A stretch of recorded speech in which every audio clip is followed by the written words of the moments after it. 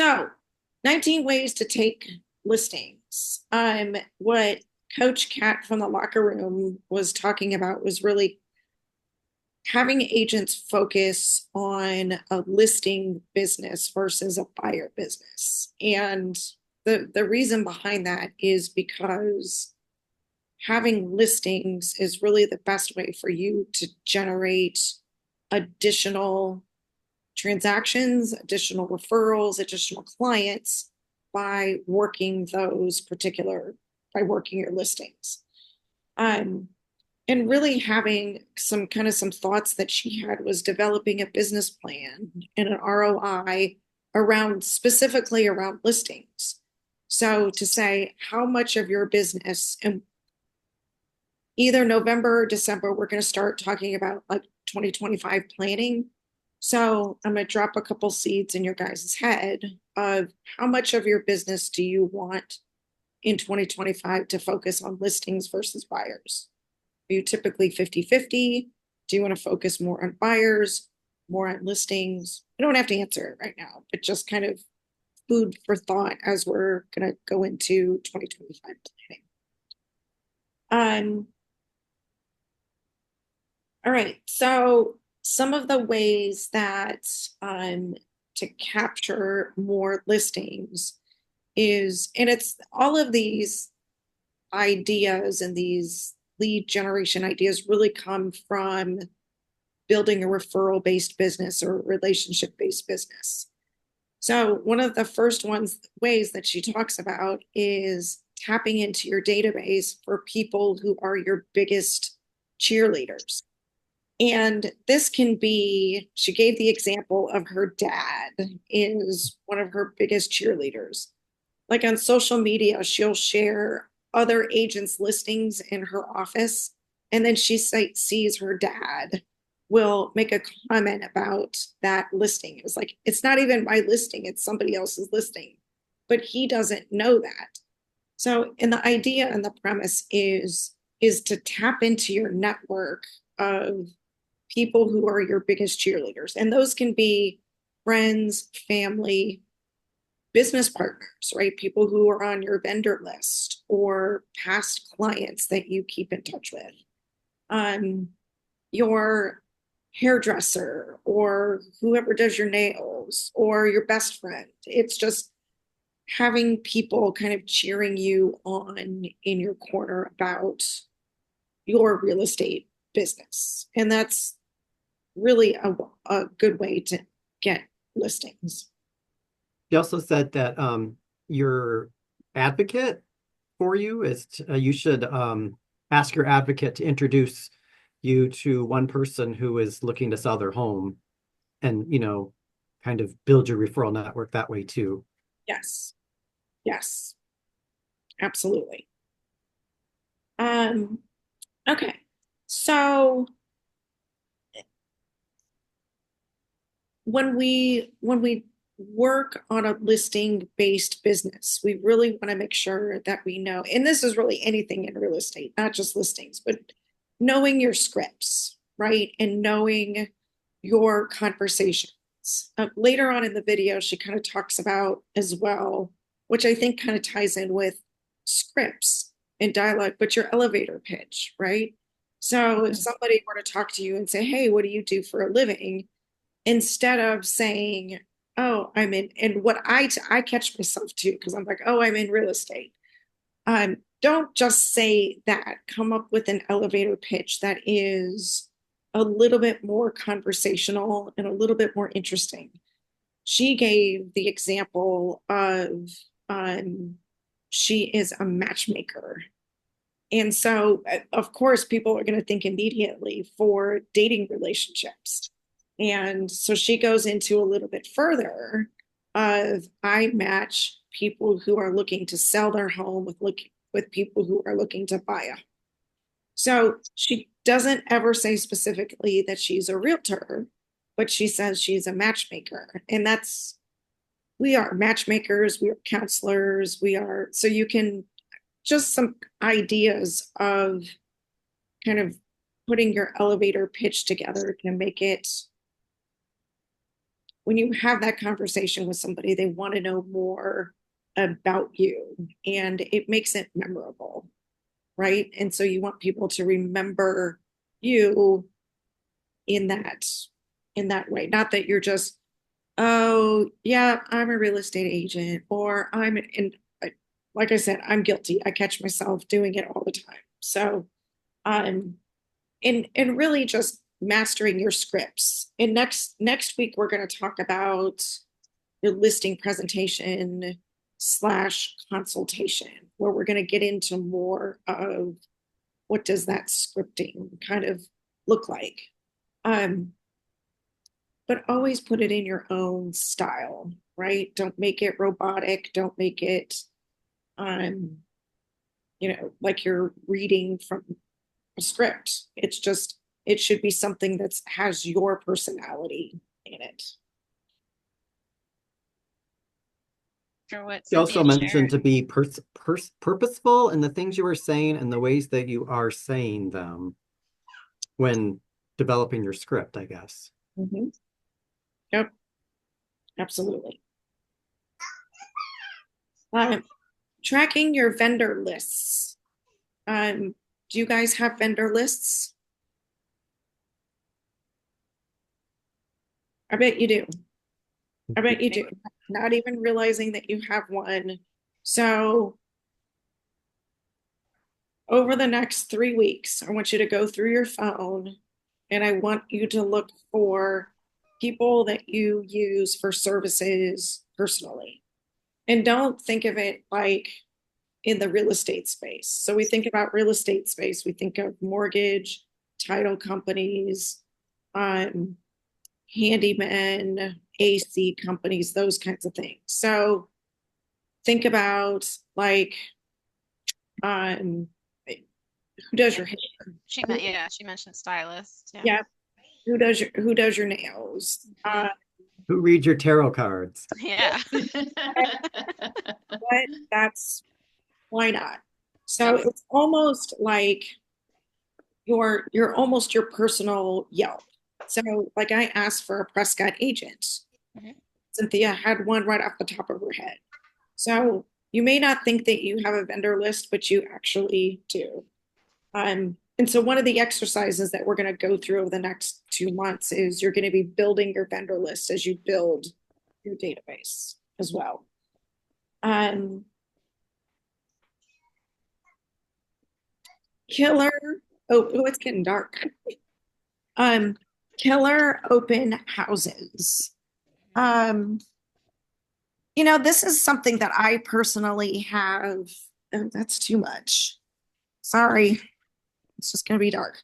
Um, so there is a coach in the locker room who has been a buyer's agent her entire career and does open houses at a very, very high level, including doing door knocking the neighborhood a couple of days before, doing invitations, doing multiple events for an open house. So just like the neighbors, inviting all the neighbors in.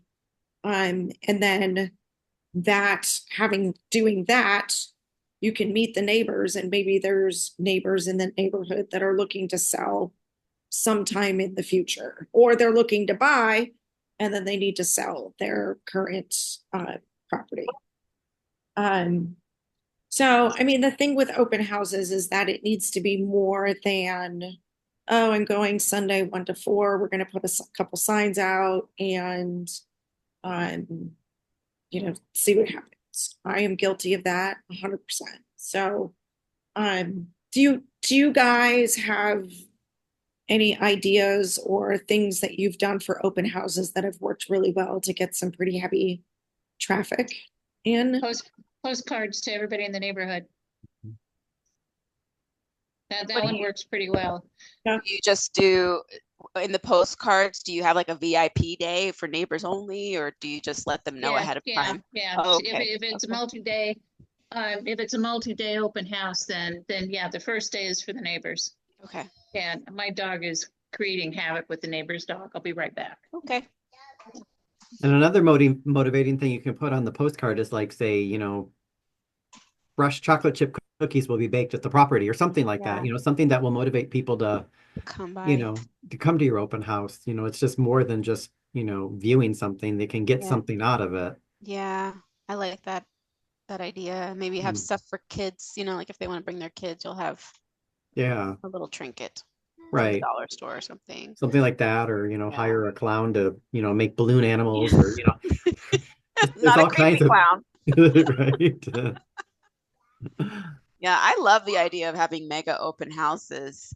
I just and I like the postcard idea because I did for the Goodyear, the 166 property, I did go just down the street Mhm. and nobody wants to answer their door. Yeah, That's that's the kind of tricky part. common in Yeah, today's thing, people I do mean, not. I Yeah, remember when like, election people knocked on our door, we answered it, but they're like, are any of your neighbors home? Because I've been to like the last four houses and nobody answered their door, but cars were in the yeah, driveway. And I think yeah, it's just a sign of the times now. yeah. Like, People don't want to talk. Or what I found on that street, and I'm sure it's like this everywhere, they had signs, like mhm. don't Yeah, come or my baby's sleeping. And there's yeah, Yeah. one that was funny, like, don't wake the baby because then you'll upset my wife and then that's gonna put me in trouble. It was a cute little sign, but yeah, it's like either there's something that just deters you from knocking at all, or you do knock and then you just stand there. that's why I send Yeah, postcards. I was Mhm. saying I like that idea. I don't do. like strangers knocking at my door, Hmm. so I don't do it to other people. Yeah, Yeah. I Uh, like that so then idea. the next was expired listings and for sale by owners. And Cynthia had her example that she gave about the South Mountain property. That agent who contacted the client that Cynthia, she has a list of notice of defaults, and that's what Right, she do. So right, she's not there prospecting for listings. So right. expired and FISBOs are pretty much the same thing. Expireds, I mean, there's not a whole lot of volume and activity. Um, I always think that if you're going to do that, you kind of narrow into a specific neighborhood that you want to farm and Right. have it part of your geo farming strategy. And becoming, the mayor of that neighborhood, if you will, and incorporating listings for sale by owners and just being the agent in that the lead agent in that particular neighborhood. Mhm. So the next one is a little bit of an interesting topic, is prospecting for sellers from your buyers. So kind of what we were just talking about, taking it a little bit further, but it's the concept of reverse prospecting, right? So if you have a buyer who's looking in a particular neighborhood, so we can use your rental, your lady, if she was looking to buy something, maybe there's people that are in the neighborhood who are interested in selling their house, but they haven't put the sign up in the yard. So doing some prospecting in those particular neighborhoods. I've in the past have sent letters to um, homes in a particular neighborhood for my buyer specifically who wanted to live in that neighborhood. There Mhm. was low inventory in the area, and my client specifically wanted to live in these two neighborhoods. So I sent letters, personal letters, um, that said, hey, I've got a buyer that's looking in the neighborhood. And have you ever thought about selling your home? If you do, I might have a buyer for you if everything works out. So, Or if you know somebody who's thinking of selling. if Yeah. know somebody who is thinking of selling, you could do postcards that way. Um, you're right. The door knocking thing is a little bit tricky. People just don't answer their doors anymore. They just, I don't. I don't. And if anybody rings my doorbell, I'm like hiding behind the curtain going, who's here? What's happening? Um, investors. So this was interesting. She talked about you guys get calls and hang on, I'm going to turn on a light. It's starting to get really dark in here. Hold on.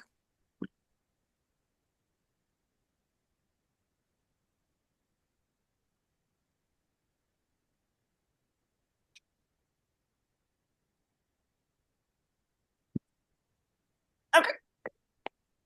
No matter. Yeah, not really. Um, investors. So we get calls or emails or text messages from, hey, do you have any off-market properties that you want to sell? But those investors, especially investors who have like a 1031 exchange, um, Jamie's got a couple of clients that are like this, that they have rental properties, and after a few years, they need to divest and they need to reinvest in other properties. So those are great clients to have because you can get a good, consistent listing business Yeah, from repeat business. Yeah. business from investors like that. What's a 1031 exchange? So a 1031 exchange is so that's the tax law is 1031, and just basically it states that if you have investment property that you sell, for you to have a minimal tax consequence, you need to sell and reinvest your gains into another property within a certain amount of time, um, to for those gains to carry over and you don't have any tax consequence. And that's because the sale of a house is, pretty large. It's a pretty large profit. And so your tax consequence could be huge to a point where if you did something with that money before taxes were due, and you have to figure out, oh my gosh, how am I going to pay this? And So you would have to pay capital gains tax mhm. on that income. So you can take that gain and apply it to another investment property without a tax consequence.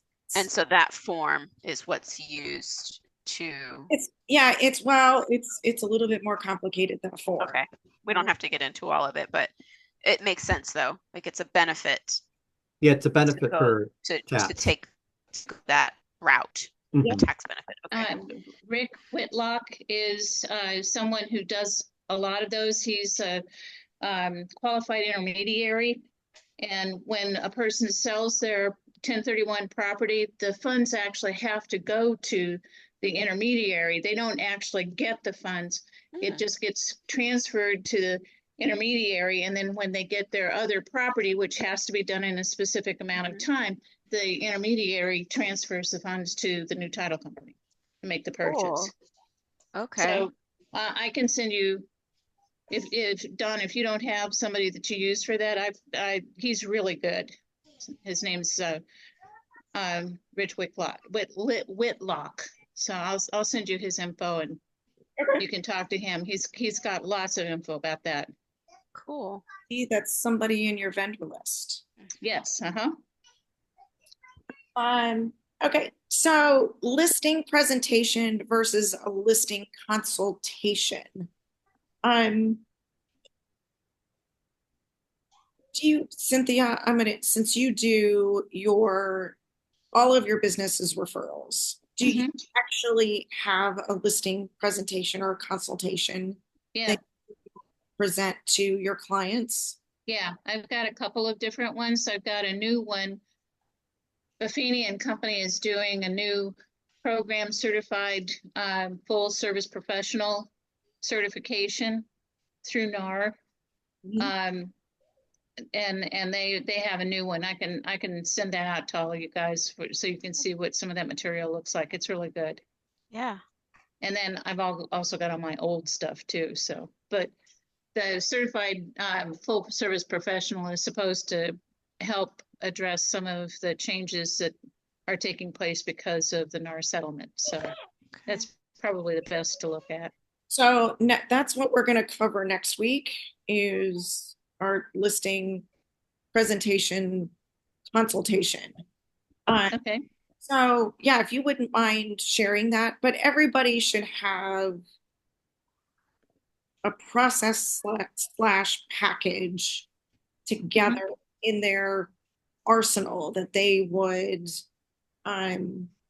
share with their clients, their listing clients. And it includes information about you, about the process, benefits, services that are provided, things like that.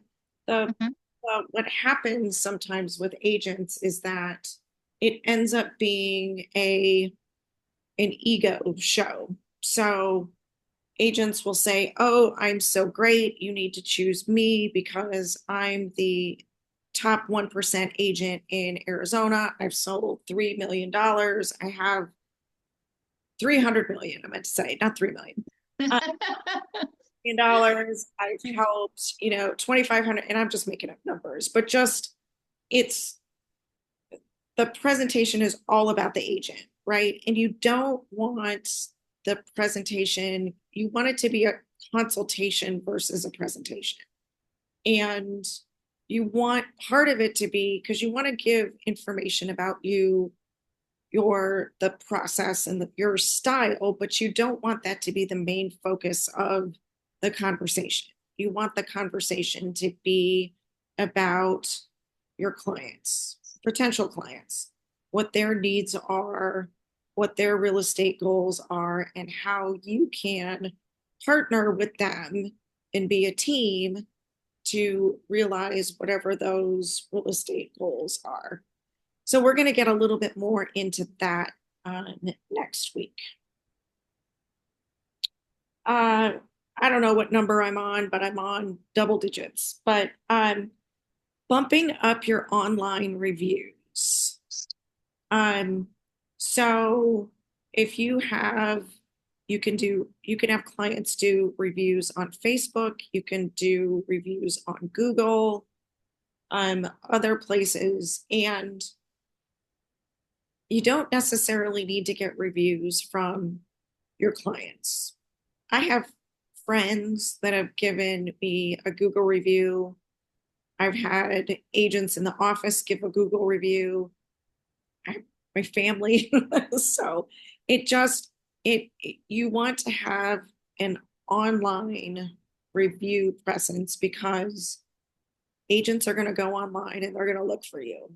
If they don't know you, if it's a referral, you might have somebody that's going to go online and Google you and look you up. But the point really that Coach Kat was trying to make was have a process for getting reviews.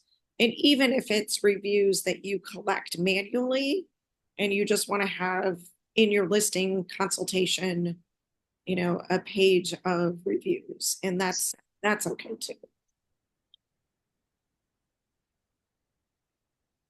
Don't be a secret agent. This is really, really hard for some agents. And however you do it. I mean, it's not a case of anybody here, especially when you're newer. Devin, I'm sure you found this out recent after you got licensed. It was like, oh no, what do I do? How do I get out there? And now look at you. You're like, an Instagram superstar. But the point is that so Carlos is in the background, right? He referred you to some soccer friends of his, and you've been helping them out. And then they tell two friends, and they tell two friends. And that's really how you build a long-term sustainable business, by having those advocates of people in your corner. The other thing is to get to know agents in other areas who might refer business to you. I get about 5 to 7 referrals a year from agents out of state. That's amazing. Yeah. That's amazing. So the referral to the Figueroa family is one of those from San Diego. So yeah. Awesome. Do you get them through the Buffini network? Yeah, they usually call me, but sometimes they'll also there is a referral network in the referral maker application.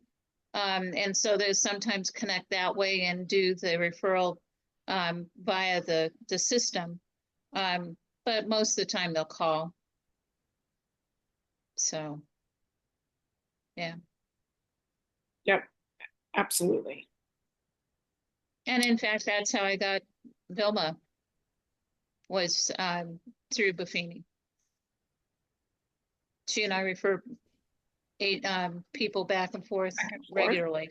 Yeah. And Buffini is that like I missed what that was if you said. Buffini and Company. It's a coaching company, and they have a database called Referral Maker that you can keep track of people, business. You can do your business planning in it. Keep track of your expenses, that kind of stuff. It's Got it.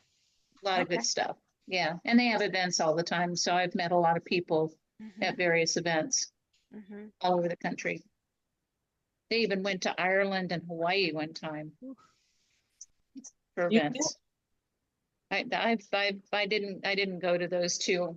They were too early in the process for me. But I go all over the US. Okay.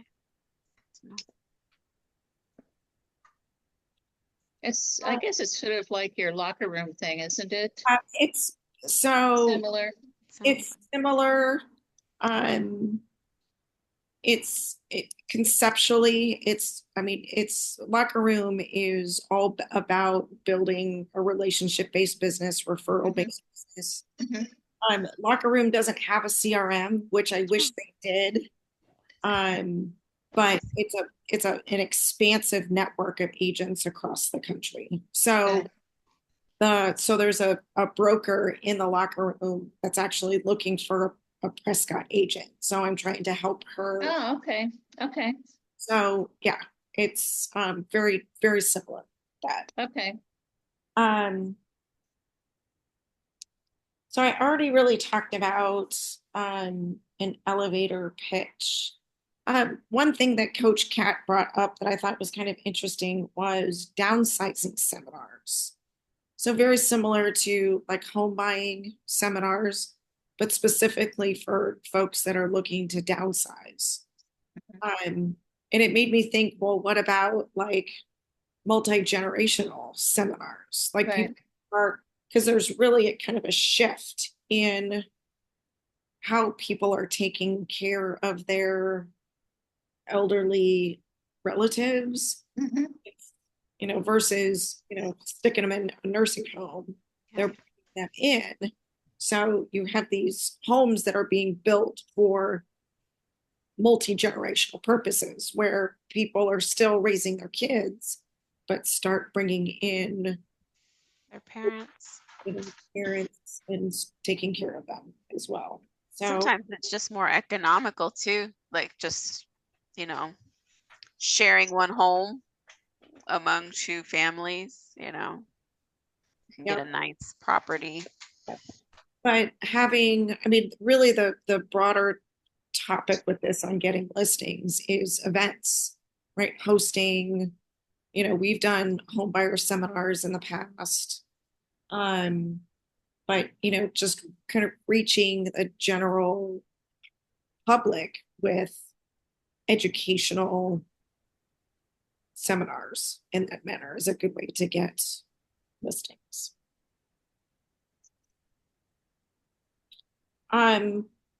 Farming neighborhoods, just the idea behind this is that picking a neighborhood that's not too big, because you don't want it to be, you wouldn't pick a neighborhood like Arcadia as an example. Arcadia is huge, right? But you might pick a particular, size city block within Arcadia that maybe you would want to specialize if they had homes that were in kind of your niche size, if you will. I'm just using that as an example, but just picking a neighborhood that's in your area that you're familiar with in a size that wouldn't break the bank, right? It would be big enough that you would be able to even possibly walk and door knock if that's something you wanted to do, or just dropping flyers on the door, or sending postcards that wouldn't involve 2,000 mail pieces that would break your checkbook.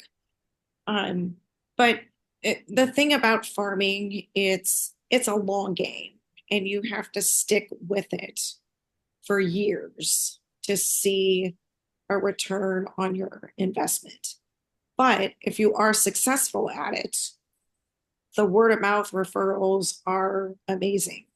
There are some agents that are, very niche specific, and they get their business just by, farming in particular neighborhoods, but they've been doing it for years and years and years to build up that. Bobby Lee is a guy that comes to mind. He's kind of in that Central Phoenix area, but he's been in that neighborhood for 20 years probably. But he's spent his career working in that area, so he's very well known in the area.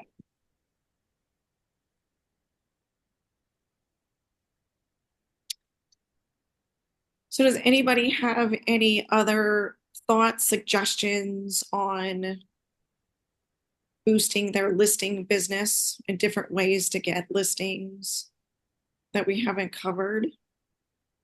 Do they have to be professional? No, I'm just kidding.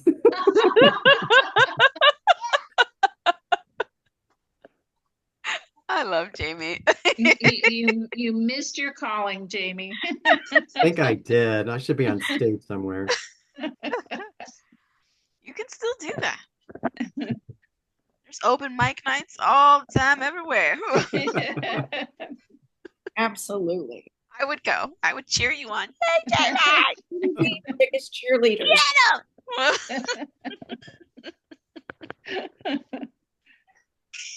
Get a bunch of ladies in the audience cheering for you. Yes. That'll work. I don't have anything to add, but these were all the ones that you listed. I think were all the ones that I like. Oh, that's a good idea. I like that. And I feel better now about the open house. Like every time I hear about open houses, I'm like, that mega open house idea, it's not gonna work. It just doesn't work. But hearing what you said, Cynthia, about like the postcards, like I just didn't think about that. Well, that's another one of my favorite stories. One of the top people in waste management moved here 15, 20 years ago, something like that. And I was holding a $1.4 million house open up in Troon for a fellow agent. And he walked in, we walked around, talked about the house and stuff. We talked about his family. He really liked the place. And he wanted to bring his wife back and take a look. She had horses. She wanted horse property. So we went and looked at 83 different houses before he finally broke her. And she agreed to that $1.4 million house in Troon. It had the negative edge pool. It was on the golf course. It was perfect for him. Sucked big time for her.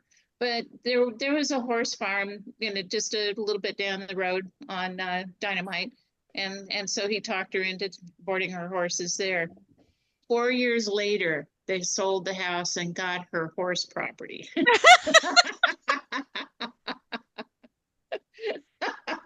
See, he could have saved himself a lot of headache and just boop. Yep. 83 houses. And it was funny. I think we were about 15 in when I realized he was trying to just wear her down. That's all he was doing, just wear her down. So, And they were like the Brady Bunch. They had 11 kids. oh shit. Selling that house was a mess because they had cats and dogs, and they insisted on open houses, but they wouldn't clean the litter box, and all of that stuff. Their response was, people know we live here. And my saying, anybody buying $1 million+ house is not going to want to see your kitty litter box. I'm sorry. Kitty litter box. Yeah, yeah. So I would always go in about an hour early, pick up all the kids' underwear and hide them, and clean the litter box and stuff. These are the things that, it's like you add it to the list of all the things that agents do, like Yeah. other duties as assigned or as needed. You Right. pick up undies. Yep, yep. Teach you that in real estate school. No, because they expect that people actually want to sell their house. He didn't want to sell it. She did. Talk about manipulation. My goodness. Look at that. Yep. Yeah. Oh, golly. That's crazy. So your elevator pitch could be that you're a private eye because of all this sleuthing you're doing with this property in South Mountain. Yeah. And I don't know, maybe a negotiator. High stakes negotiator. That's a good one. I love your stories, guys. They are so good. You will have your own. You will. You'll develop your own eventually. I will. And Yeah. then we'll be the ones sitting back getting You'll be like, entertained. and then what happened? Yeah, right. Exactly. Oh, I can't wait. Yeah, this was a good one, Dawn. I like how we watched the video and report back. More to come. So tomorrow, since Kate's on the road, I'll probably send the email out. What we're going to talk about next week, but it's going to be the listing presentation / consultation. We'll get into that in a little bit more detail. Okay. Yeah. I have stuff for buyer presentation from that certified full service professional stuff too. So when we get to that point, I can drag that out too. All right. That'll be awesome. Yes. Yeah. Thank you. Yeah. All right, gang. Gonna